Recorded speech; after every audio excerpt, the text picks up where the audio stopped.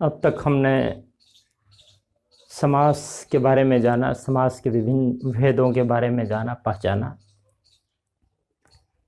अब देखते हैं कि समास संबंधी कुछ विशेष नियम हैं। उन नियमों की चर्चा करना आवश्यक है। उसमें पहला है तत्पुरुष समास संबंधी नियम। जैसे एक शब्द है अहन।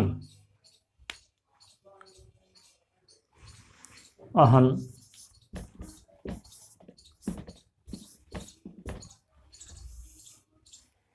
वो मूलतः ऐसे है, अहन, अहन न हलंत है। जब इसको समासिक पद बनाते हैं, समस्त पद, तो ये बदल जाता है आहन। ह में हल हो गया। पहले न हलंत था, अब ह हलंत हो गया। इसका रोज रोज प्रयोग हम देखते हैं। जैसे इसमें हम जोड़ते हैं पूर्व। पूर्व है और इसमें समास करेंगे यदि अहम से हम, तो ये हो जाता है पूर्वा। संधि के नियमानुसार अ प्लस अ मिलकर आ, और ये इस रूप में हो जाएगा। इसको ऐसे भी लिखते हैं पूर्वाहन, या इसको ऐसे भी लिख सकते हैं पूर्वाहन। ये हलंत हो गया। अंतर क्या हुआ? मूल रूप में यहाँ हल था, समास बनने पर यहाँ हल हो गया, यहाँ से हल है पूर्वाहन। इसी तरह से अपराहन, अपराहन, मध्याह्न।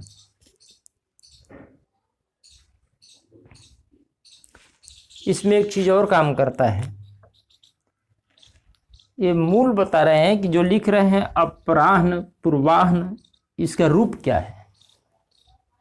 मॉर्फोलॉजी तो यही है, शब्द रूप विज्ञान। शब्द का रूप कैसे, मूल रूप में क्या है और दिखाई कैसा दे रहा है, मॉर्फोलॉजी, शब्द विज्ञान। पहले व्याकरण में हम लोग देखते हैं वर्ण विचार। वर्णों पर चर्चा किए, वर्ण कितने प्रकार के होते हैं, भेद, उच्चारण स्थान, अन्य अन्य बातें। वर्ण विचार के बाद हम लोग वर्णों के मेल से शब्द बना, शब्द विभाग पर चल रहे हैं, शब्द विचार। उसमें हमने देखा संज्ञा, सर्वनाम, विशेषण, क्रिया, क्रिया विशेषण, संबंध बोधक, समुच्चय बोधक, विषयार्थ बोधक आदि सब शब्द के भेद थे। शब्द की रचना हमने संधि में भी देखा, किस तरह से दो शब्दों की संधि होती है, वर्णों में मेल होता है, विकार होता है, वो भी शब्द ही विचार है। शब्द मॉर्फोलॉजी के अंतर्गत वो भी है संधि। समास भी वही है। समास के द्वारा भी शब्दों की रचना पढ़ते हैं हम, और शब्दों की रचना होती है उपसर्ग के द्वारा, प्रत्यय के द्वारा नए नए शब्द बनते हैं, अर्थों में परिवर्तन होता है। तो एक तरह से हम लोग अभी व्याकरण के दूसरे खंड में चल रहे हैं। वर्ण विचार के बाद शब्द रूप विज्ञान, शब्द विचार, शब्दों की व्याख्या कर रहे हैं। इसके बाद वाक्य विचार आता है, उसके बाद छंद विचार आता है। वाक्य विचार को जैसे सिंटैक्स कहते हैं, छंद विचार प्रोसोडी है। तो शब्द विचार में ये चल विचार है। पूर्वाह्न ये मूल रूप में क्या है, कैसे कैसे बना, एक हुआ परिचय। एक चीज और इसमें विशिष्टता है, ये मूल रूप में है ऐसे, पूर्वाह्न पूर्व पहले है, अहन बाद में। इसका ये है कि अहन, अहन माने दिन, अहन का पूर्व, अहन का पूर्व काल है यह, और जब समास होता है तो ये पूर्व पहले आ जाता है, पूर्वाहन। अहन का मध्याह्न, मध्याह्न जिसे मयूर व्यंशकादि समास में मैंने कहा था तो बाद वाला पूर्व में आ जाता है। मयूर व्यंशक, व्यंशक मयूर, मयूर व्यंशक, मयूर बाद पहले आ गया, व्यंशक बाद में चला गया। जैसे राजहंस की हमने चर्चा किया था, हंसों का राजा राजहंस, राज शुरू में आ गया, हंस बाद में चला गया। मयूर वंश का समास की चर्चा किया था हमने। एक तरह से यह भी उसी तरह का है। अहन का मध्य, मध्याह्न, मध्य पूर्व पहले आ गया, अहन बाद में चला गया। अहन का पूर्व, पूर्वाह्न। अपराह्न, तो एक तरह से यह, इसकी व्याख्या मैंने की कि ये क्या है, पूर्वाह्न, मध्याह्न, अपराह्न।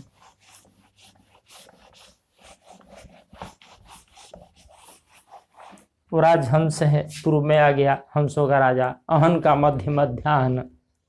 ये समास के कुछ विशेष नियम हैं।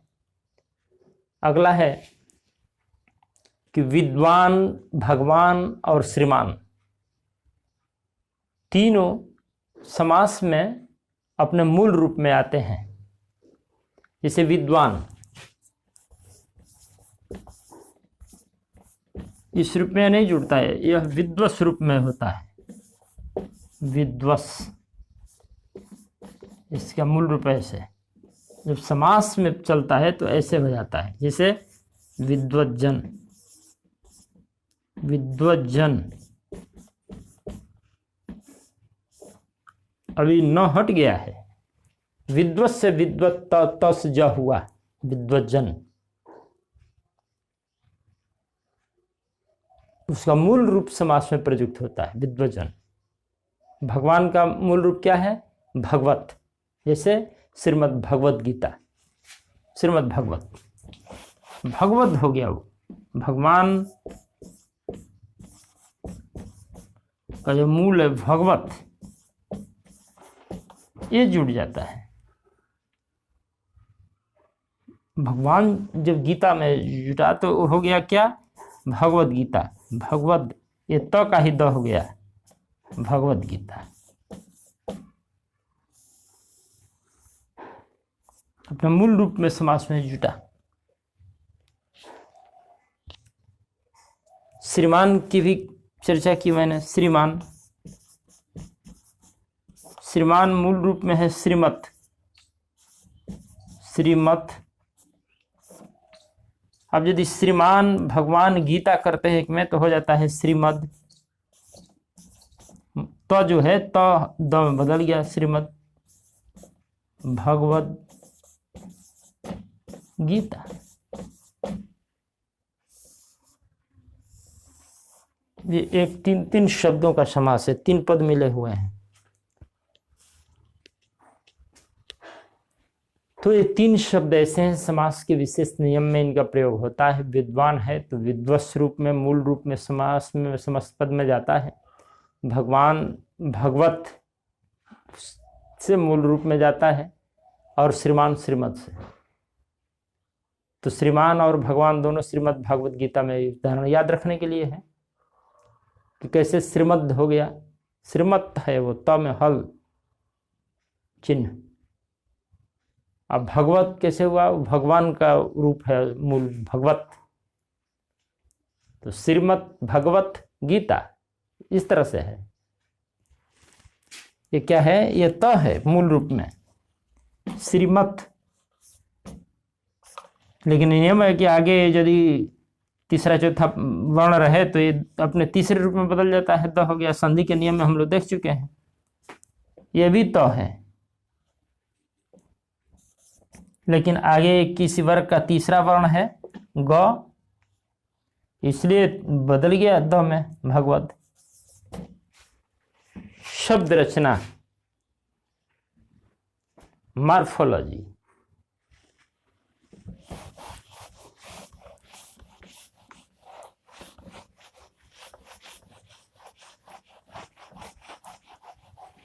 ये रहा। अगला है महत, जैसे श्रीमत, भगवान का भगवत। उस तरह से महत जो है कर्मधारय और बहुब्रीहि समास में महत जो है महा में बदल जाता है समास जब होता है तो। जैसे महान, महान का महत, जैसे श्रीमान का श्रीमत, भगवान का भगवत। उसी तरह से महान जो हम प्रयोग करते हैं वो महत है और वो महा में बदल जाता है। जैसे महाराज,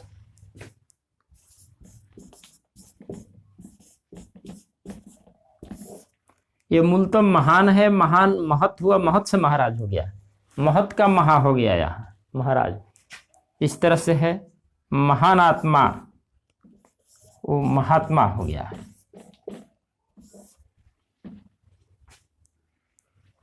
एक तरह से अब है महासभा, महान सभा ही महासभा है, महासभा। मूल रूप में क्या है, महत है, महत से महा बना, वो महती सभा, महासभा। महानुभाव, महान अनुभाव हो जिसका, महा में बदल गया है वो, महत और महान रूप बदलकर महा हो जाता है। महाअम्ल, महाअंधकार, महाजन, महालक्ष्मी, महाशय। जहाँ भी महा है समास में वो सब महत, महान का महत, महत से महा हुआ है।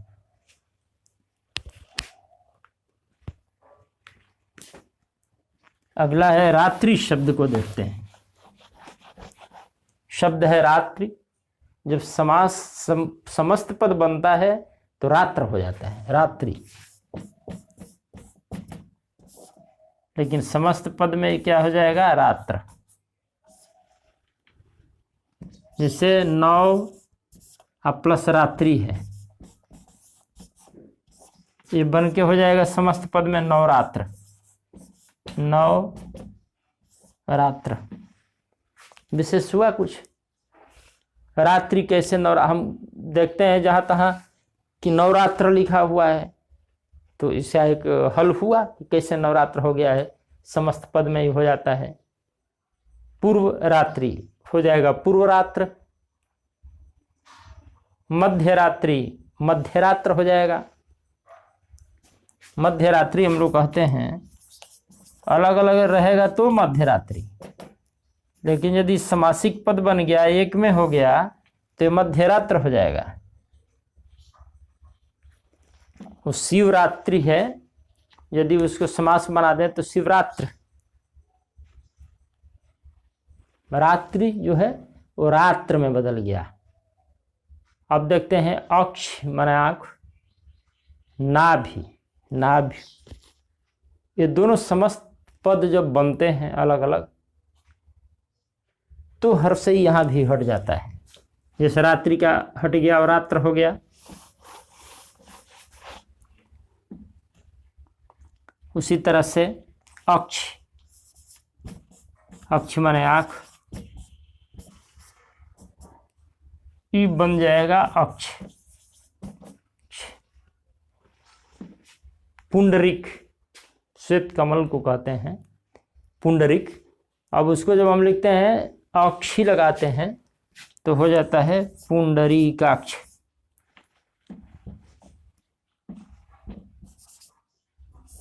पुंडरिक, पुंडरिक तो क्या हो जाएगा, पुंडरीकाक्ष।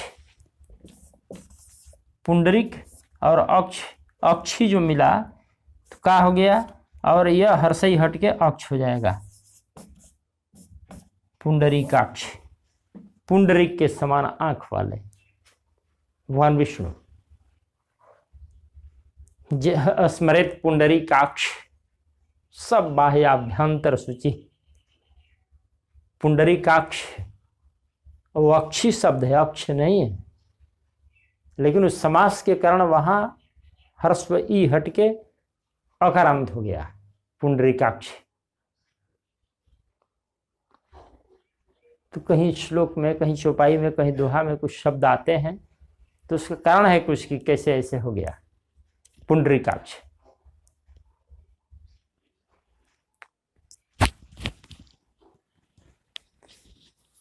पद्मनाभम सुरेशम कहा गया है श्लोक में, पद्मनाभम सुरेशम, पद्मनाभम जबकि वो नाभि है, लेकिन पद्म के साथ जब समास हुआ तो नाभि का नाभ हो गया, नाभ। पद्मनाभम सुरेशम सब लिखा गया है, उसमें नियम लगाए गए हैं कुछ ना कुछ। पद्मनाभम सुरेशम,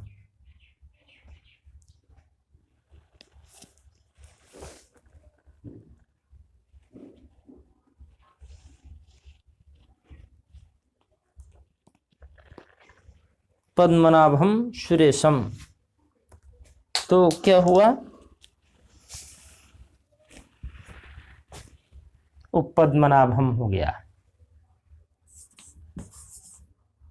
पद्म नाभ ही है, वो नाभ हो गया, पद्मनाभ। तो एक विशेष नियम हुआ, अक्षी का अक्ष हो गया, नाभि का नाभ हो गया, रात्रि का रात्र हो गया।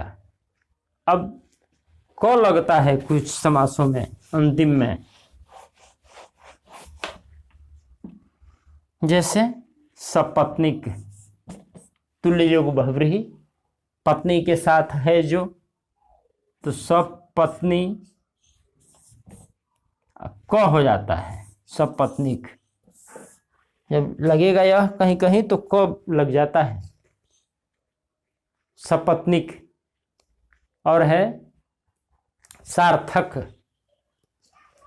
सब अर्थ सार्थक, यहाँ क जुट गया, आगम हो गया क का अलग से। शिक्षा विषयक,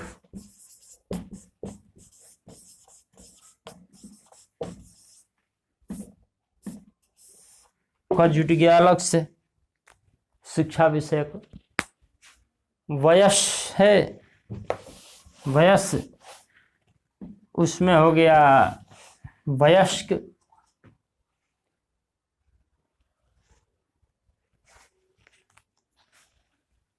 अल्प वयस्क,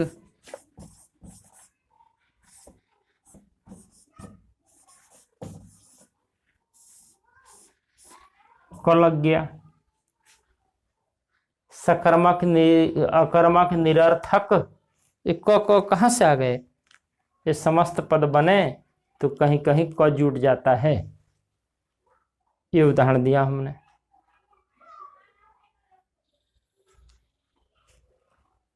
अब देखते हैं आगे, आकारांत का अकारांत और इकारांत का इकारांत कौन कौन शब्दों में। अगला एक नियम है, यदि कोई शब्द आकारांत है तो वो अ में बदल जाता है, अकारांत। जैसे नि प्लस लज्जा, लज्जा शब्द है, लेकिन जब ये बनता है तो हो जाता है निर्लज, निर्लज। जा जो है उस ज में बदल गया, निर्लज। एक और ज लगा दीजिए, डबल जा है, लेकिन आकारांत जो था वो अकारांत में बदल गया। नि प्लस आशा, ये क्या हो जाता है? निराश। आशा का आश हो गया। इसी तरह से नी प्लस दय, निर्दय। दया, दया का दय हो गया निर्दय। सदय, दय तो शब्द है नहीं, दया है। उस समास होने के कारण वहां आकारांत का आकारांत हो गया। सहकरुणा, सकरुण, जो सकरुण हम कहते हैं, सकरुण वो है सहकरुणा, करुणा के साथ। सहकरुणा लेकिन हम इसको समास बनाए तो हो गया या सकरुण, सकरुण, सकरुण हो गया या। आ का अ में बदलता है कैसे कैसे, ये देखने वाली बात है। समास के विशेष नियम। एक शब्द है लब्ध प्रतिष्ठ, वो क्या है, लब्ध प्रतिष्ठा, प्रतिष्ठा प्रतिष्ठ में बदल गया, लब्ध प्रतिष्ठ। अगला शब्द है एक दृढ़ प्रतिज्ञ, दृढ़ प्रतिज्ञा है वो, ज्ञा प्रतिज्ञा, ज्ञा हट के ज्ञा हो गया, वो हो गया अपना दृढ़ प्रतिज्ञ। स्थित प्रज्ञ, प्रज्ञ वो प्रज्ञा है, लेकिन समास के कारण हो गया स्थित प्रज्ञ।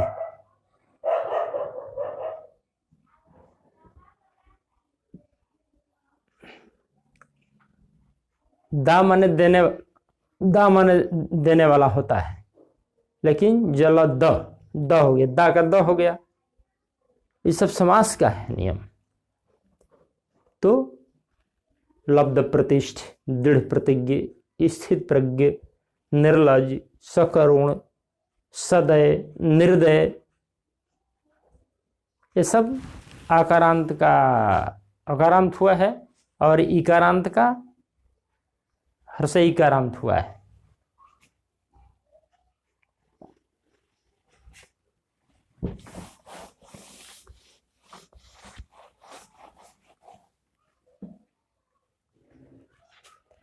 अब अगला है छोटा गोरा।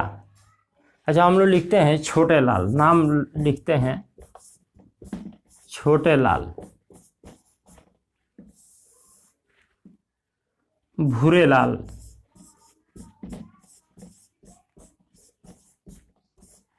गोरे लाल, बांके लाल। वो लाल के साथ, लाल जो शब्द है वो जब समास बनता है तो उसका जो पूर्व पद है वो एकार में बदल जाता है। जैसे है छोटा, लेकिन लाल के साथ जुड़ा तो छोटे लाल हो गया। नाम तो छोटे लाल ही रखते हैं, छोटा लाल नहीं रखते हैं। क्यों छोटे लाल रखते हैं नाम, इसका कारण बता रहे हैं यहाँ। लाल के साथ यदि छोटा, गोरा, भूरा आता है, बांका, छोटा, गोरा, भूरा, बांका, चार शब्द के बाद यदि लाल आता है तो एकार में बदलता है। छोटे लाल, गोरे लाल, भूरे लाल, नन्हे लाल, बांके लाल, बांके बिहारी, नन्हे लाल, भोलेनाथ भी, भोलेनाथ कहते हैं हम लोग, वो एकार में बदल गया। तो ये शब्द याद रखना है कि छोटे लाल, गोरे लाल, भूरे लाल, लाल यदि आगे आता है और पीछे ये आते हैं छोटा, गोरा, भूरा,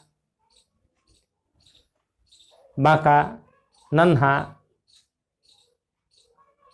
तो इस तरह से बदला है। उसका उदाहरण दिए हम, छोटे लाल, गोरे लाल, भूरे लाल, नन्हे लाल, बांके लाल, बांके बिहारी, भोलेनाथ। तो आ का ए हो गया तो समस्त पद हो रहा है वहां। तो बोलते हैं हम लोग, लिखते हैं हम लोग, उसको कैसे समझेंगे क्या हुआ है, कैसे हुआ है, उसमें कुछ कारण दिखाई देने लगेगा तो आनंद आएगा। वही हो, आज तक तो हम लोग बांके बिहारी लिखते थे, बांका बिहारी लिखते नहीं थे। हम लोग आज तो छोटे लाल उसको कहते हैं। क्यों कहते हैं छोटे लाल? तो समाज से इसके कारण हो गया छोटे लाल, नहीं तो छोटा है। छोटे कहाँ शब्द है? छोटे छोटे बहुवचन में प्रयुक्त कर सकते हैं। एक समास में एक और विशेष ध्यान देने की चीज है कि विग्रह के अनुसार समास का भेद बदलता है।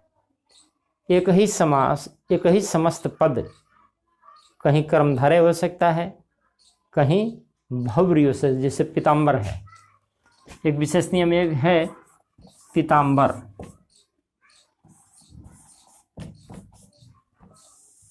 इसका विग्रह दो तरह से कर सकते हैं और दोनों तरह से करने से दो भेदों में बढ़ जाएगा ये। पीतांबर, पीत अंबर, पीला है जो अंबर, तो कर्मधारय समास। यहां ये विशेषण का काम कर जाएगा पीत, आया अंबर विशेष्य का काम कर जाएगा।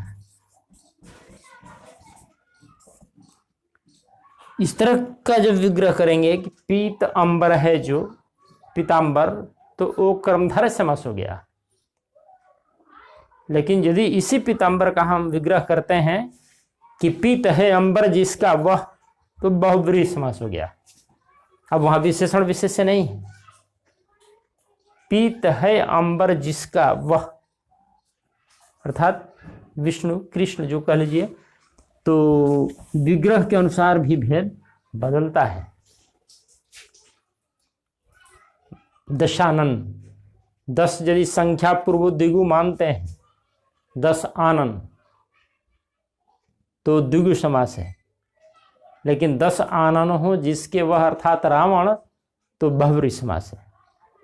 तो एक विशेष बात ध्यान रखने में ये भी है कि समास का भेद बदल जाएगा यदि विग्रह हम बदल देते हैं तो।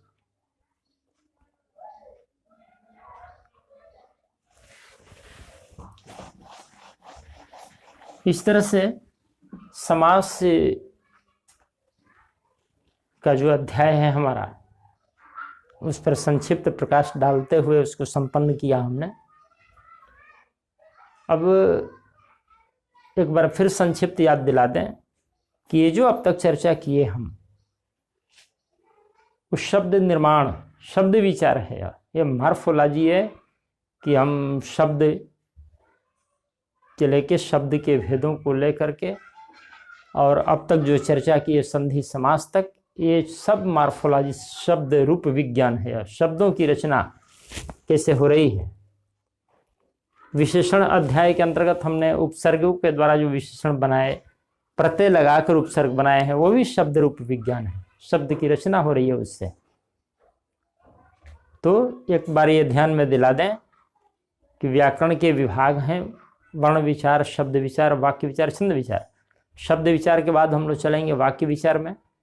सिंटैक्स जिसको कहते हैं कि वो वाक्य की रचना कैसे होती है, उसमें उद्देश्य विधेय क्या है, कर्ता क्रिया कर्म या अन्य जो कारक की विभक्तियां हैं वो कब कहाँ किस क्रम में आती हैं, कौन सा वाक्य शुद्ध है अशुद्ध है, वाक्य शुद्धिकरण वाक्य विचार में देखेंगे।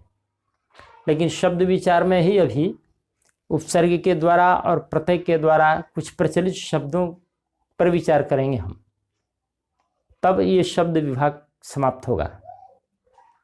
शब्द में जैसे संधि समास तो देख लिए विस्तृत हम लोग, उपसर्ग के द्वारा और प्रत्यय के द्वारा शब्द की रचना आगे देखेंगे हम लोग। तो उपसर्ग के द्वारा प्रारंभ में एक उदाहरण से शुरू करते हैं।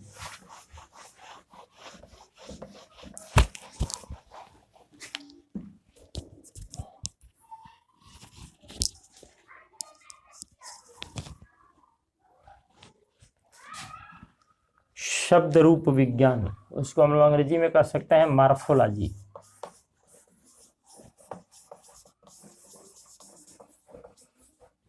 मॉर्फोलॉजी है शब्द रूप विज्ञान।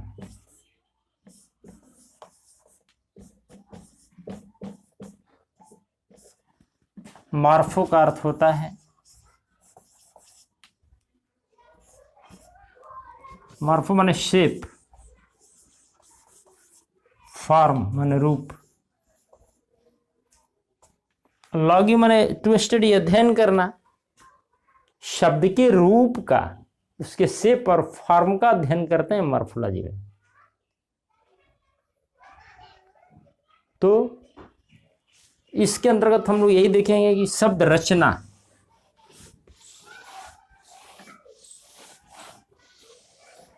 शब्द रचना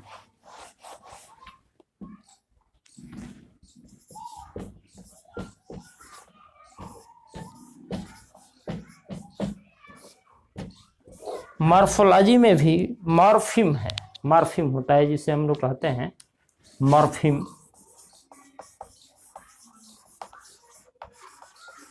मॉर्फिम वो है जो रूट होते हैं, बेस।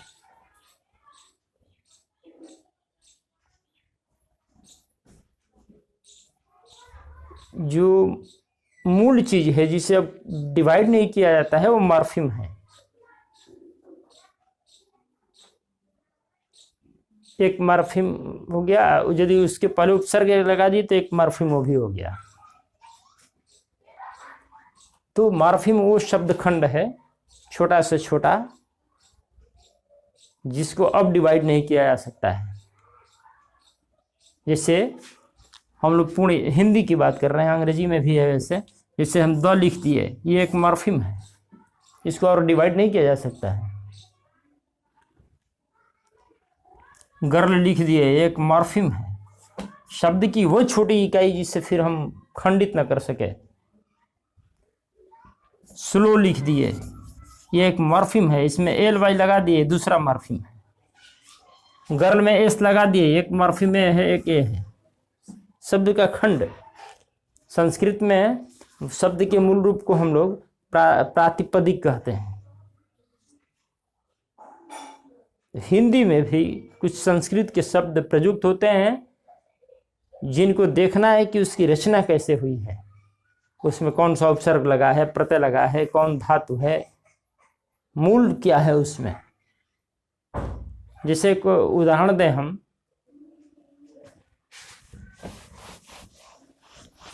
उदाहरण दें कि एक मूल धातु है पू। पू पू का अर्थ होता है पवित्र करना। ये एक मॉर्फिम है, धातु है पू।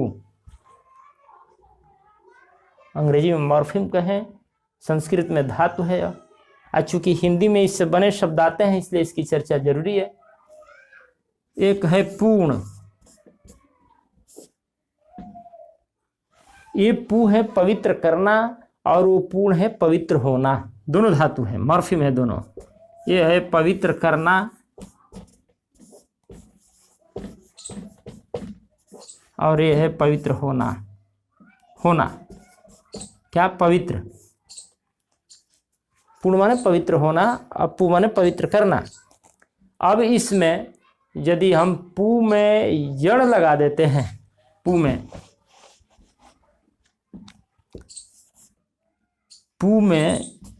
जब यण प्रत्यय लगाते हैं हम तो यह हो जाता है पुणे। ये दीर्घऊ का हर्षों में बदल गया यार।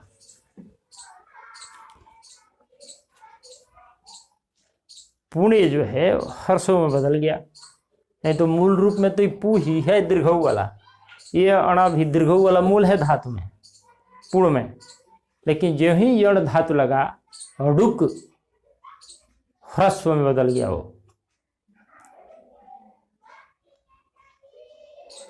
तो पू धातु है, उसमें यण प्रत्यय लगा और वह पुण्य ऐसे बन गया। जब पाप पुण्य हम प्रयोग करते हैं हिंदी में तो ये भी जानना जरूरी है कि ये पुण्य बना कैसे, इसका क्या अर्थ हुआ। पुण्य माने पवित्र, साफ, शुद्धतम। पवित्र कार्य क्या है? पुण्य क्या है? पवित्र कार्य है, साफ काम, जो ईमानदारी से, शुद्ध काम, वो पुण्य है।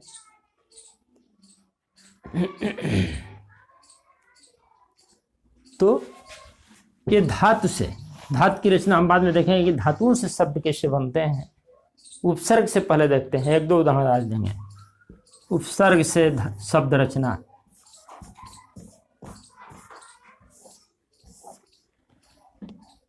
जैसे एक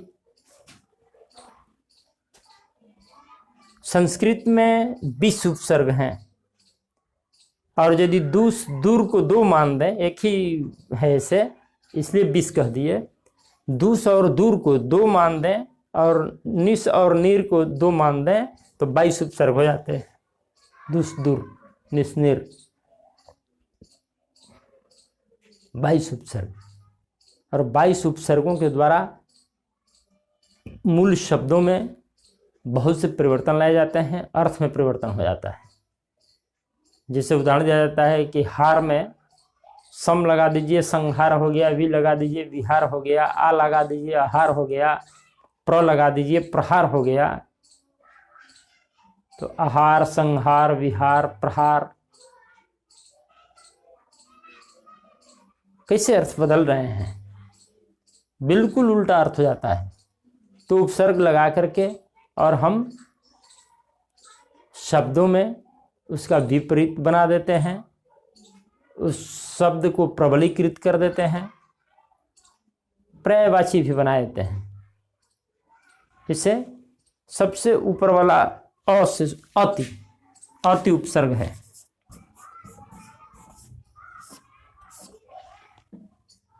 इस उपसर्ग के द्वारा बहुत सारे हिंदी में शब्द प्रयोग होते हैं, जैसे अत्यावश्यक, अति प्लस आवश्यक, यह प्रबलीकरण हो गया। आवश्यक तो एक है ही और वह अत्यावश्यक प्रबलीकृत हो गया आवश्यक। अति उत्तम, तो यह एक्सेसिव है। अति क्या है? एक्सेसिव। एक्सेसिव का अर्थ देता है अधिकता।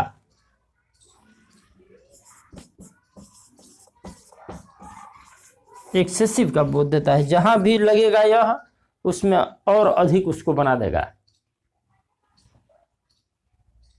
अति उत्तम, अत्यंत, अत्यावश्यक,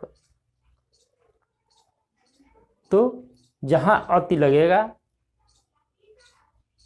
उसको एक्सेसिव बनाएगा वो, और अधिक।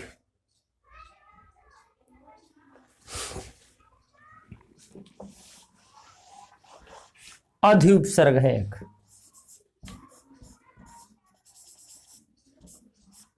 अधि, अधि माने होता है जहां भी अधि लगेगा वहां ऊपर और श्रेष्ठ का बोध कराता है।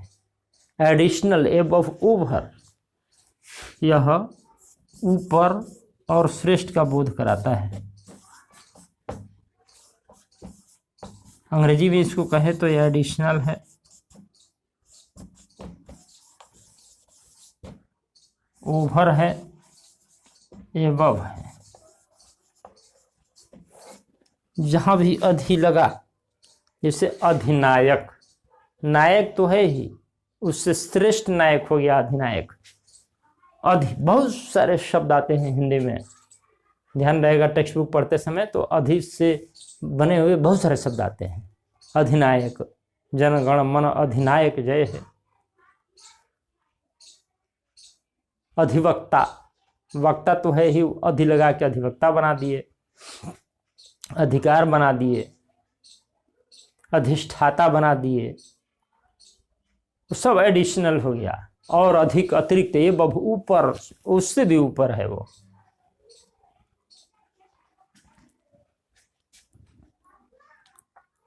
तो अधिक का अर्थ भी जानते रहेंगे तो ये पता चलेगा कि नहीं उससे भी अधिक है।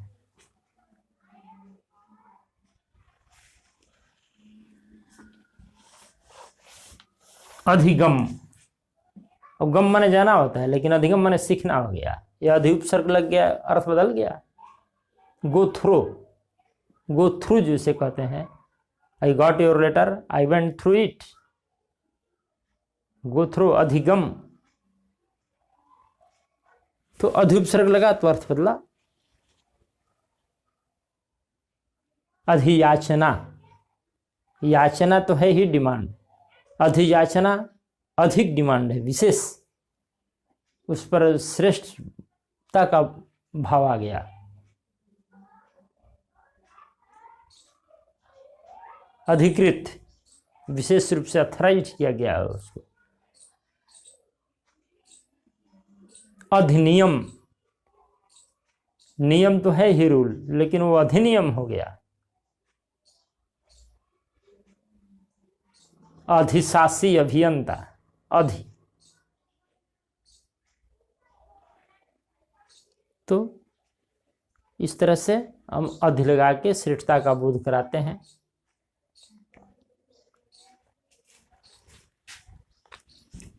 बहुत सारे शब्द मिलेंगे इससे। अब एक है इसके आगे हम देखते हैं औ, अप है, अप लगा के देखते हैं। पहले 3 उपसर्गों पर चर्चा करेंगे अभी, अप, उप और औ। थोड़ा सा अप, अप का अर्थ होता है बुरा, हीन, लिख भी देते हैं इसमें, बुरा, हीन, दूर हटना भी। अप जहां लग गया इसका मतलब कि दुराव भी होता है, दुराव,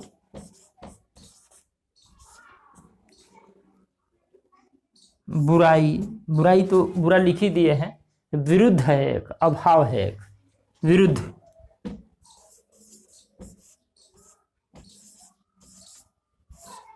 विरुद्ध है, अभाव है किस चीज का,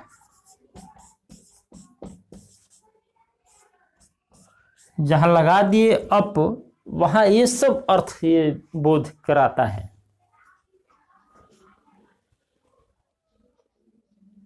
अभाव किसी चीज का उसमें दर्शाता है, दूर हटना दिखाता है, विरुद्ध उसके विरुद्ध भी दिखाता है, और हीन, हीन माने भी कमी, बुरा, जैसे मान है और इसमें हम लगा दिए अप, ये हो गया अपमान।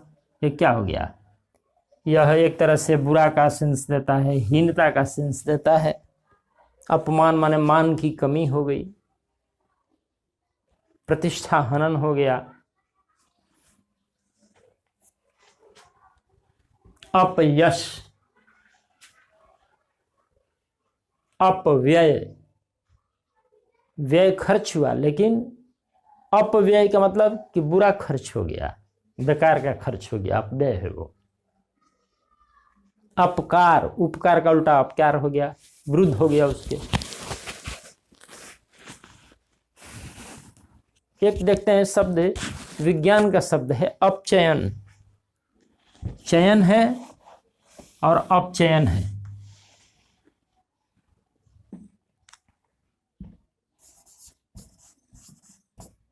अपचयन,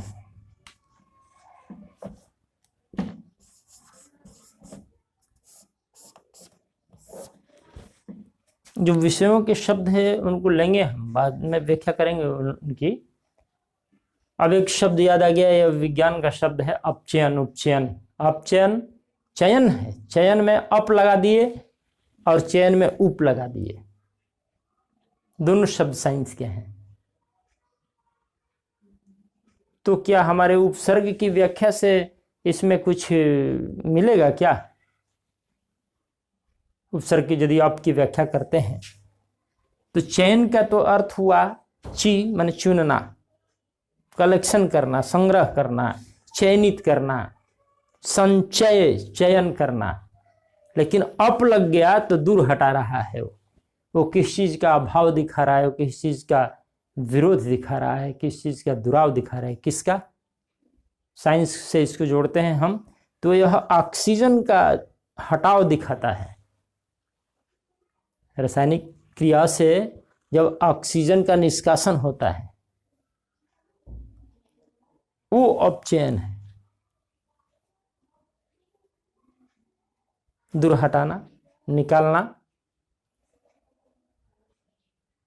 तो साइंस के विषय से यदि जोड़ दें इसको हम तो याद रखना आसान होगा कि नहीं? अप माने दूर हटाना, अर्थ ही बता दिया है कि बुरा, हीन, दुराव, विरुद्ध भाव। किस चीज का भाव दिखाता है? वो ऑक्सीजन का भाव दिखाता है। अपचयन, जिसमें ऑक्सीजन का निष्कासन या उसके समान अन्य विद्युत ऋणात्मक तत्वों का निष्कासन हो, वो अपचयन है। विद्युत ऋणात्मक है ऑक्सीजन। साइंस की बात हो जाएगी। ऑक्सीजन जो है, ऑक्सीजन की परमाणु संख्या 8, उसको हम इलेक्ट्रॉनिक विन्यास करते हैं, उसका तो ऐसे आता है 2 6 ये संयोजकता है इसकी। इसका मतलब कि दूसरे से लेगा 2 इलेक्ट्रॉन तो इसकी पूर्ति होगी। हमेशा अंतिम कक्षा पूर्ण करने के प्रयास में रहते हैं तत्व, तो दूसरों को छव नहीं दे सकता है इलेक्ट्रॉन, दूसरे से ले लेगा 2, जब लेगा तो -2 कर देते हैं। ये चूंकि ऋणात्मक हो गया, ले रहा है, देगा तो प्लस लगाते हैं। इसलिए मैंने कहा कि ऑक्सीजन या अन्य विद्युत ऋणात्मक तत्वों का जो निष्कासन करे वो अपचयन है।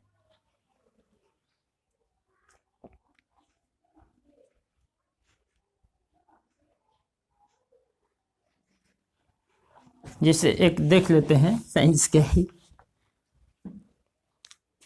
ZnO, बस संकेत लिख देते हैं ZnO, अब प्लस हो गया हमारा इधर C। जब इसको करते हैं इसे तो ये हो गया Zn अब प्लस CO। एक दिखाने के लिए लिखे हैं, यहाँ से ऑक्सीजन निकल रहा है तो इसका अब एक तरह से यही अपचयन है, हटा रहा है ऑक्सीजन, इससे ऑक्सीजन जुट गया तो यहाँ इसका अपचयन हो गया। रिडक्शन कहते ही हैं इसको अंग्रेजी में, जिस डिडक्शन घटाना, इसका रिडक्शन हो गया, ऑक्सीजन निकल गया और यहाँ कार्बन से जुड़ गया ऑक्सीजन तो इसका उपचयन हो रहा है।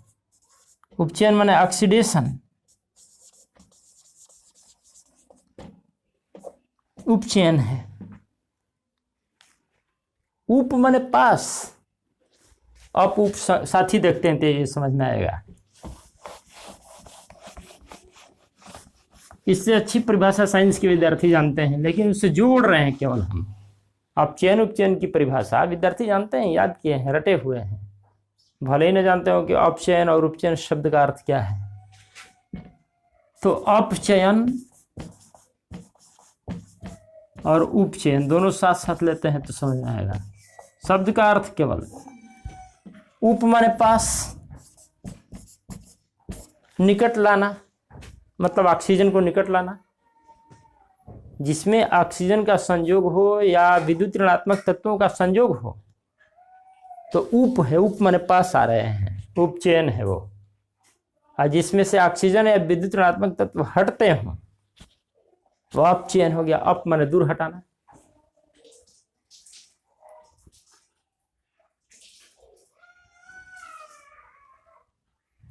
उसको अंग्रेजी में ऑक्सीडेशन रिडक्शन, ऑक्सीकरण। इसको और खोलें हम तो चूंकि वो पास लाता है ऑक्सीजन इसलिए ऑक्सीकरण है, यार इसका ऑक्सीकरण होता है, ऑक्सीकरण। इसका होता है अवकरण। अव माने भी दूर हटाना, अवमानना, अव माने भी दूर हटाना।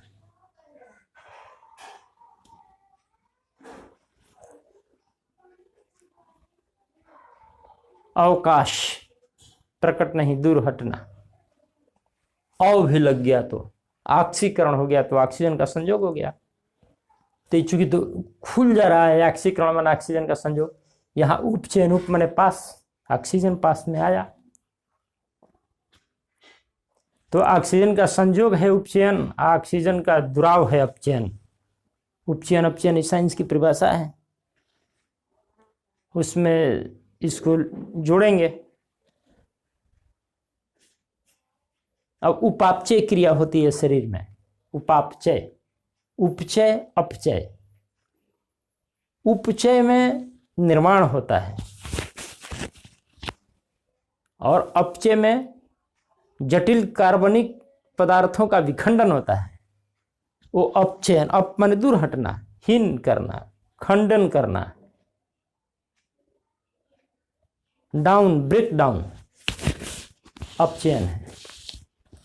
तो उपापचय शरीर में जो क्रिया होती है, उपचय में निर्माण होता है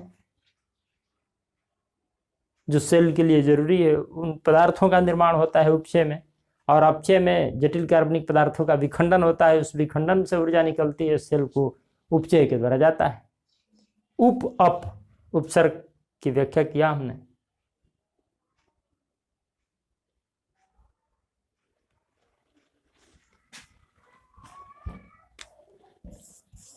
CuO प्लस H2, ये क्या हो जाता है Cu प्लस H2O। यहाँ से ऑक्सीजन हट गया, हटा तो अपचयन है, ये हटा तो अपचयन है। अप माने दूर हट गया ऑक्सीजन, ऑक्सीजन क्यों हुई ऑक्सीकरण, और यहाँ ऑक्सीजन आके जुट गया तो इसका उपचयन, इसका उपचयन हो गया, इसमें ऑक्सीजन जुट गया है, और इसका अपचयन हो गया, ऑक्सीजन इससे हट गया। एक ही रासायनिक समीकरण में दोनों हो रहा है, ऑक्सीडेशन और रिडक्शन भी हो रहा है। यहाँ से रिड्यूस्ड हो रहा है ऑक्सीजन, यहाँ ऑक्सीडाइज्ड हो रहा है, यहाँ इसका आकर के इसका ऑक्सीडेशन हो रहा है और इसका रिडक्शन हो रहा है। माने अपचयन और उपचयन, उप माने पास में ऑक्सीजन आ गया इसके और इससे हट गया इसलिए अपचयन।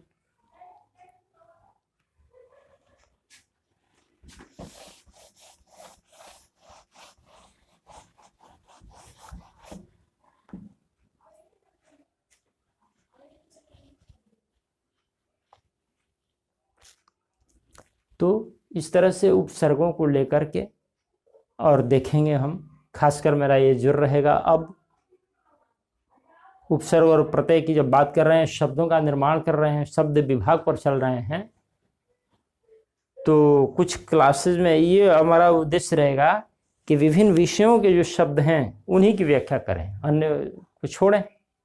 बहुत सारे शब्द हैं जिनकी व्याख्या की जा सकती है, लेकिन विषयों में जो आते हैं, गणित में, विज्ञान में, भूगोल में, इतिहास में जो शब्द आते हैं, यदि इस दौरान आते हैं उपसर्ग और प्रत्यय के योग से, तो उनकी व्याख्या करेंगे हम, आसान बनाने के लिए, समझने के लिए। अब और बेहतर उसको करना हो तो उसको साइंस से जोड़ेंगे, जाके जानेंगे साइंस में कि उपचयन अपचयन ये बताए उपसर्ग के माध्यम से वास्तव में वो क्या है, क्या कुछ मिलता जुलता है क्या इससे। धन्यवाद।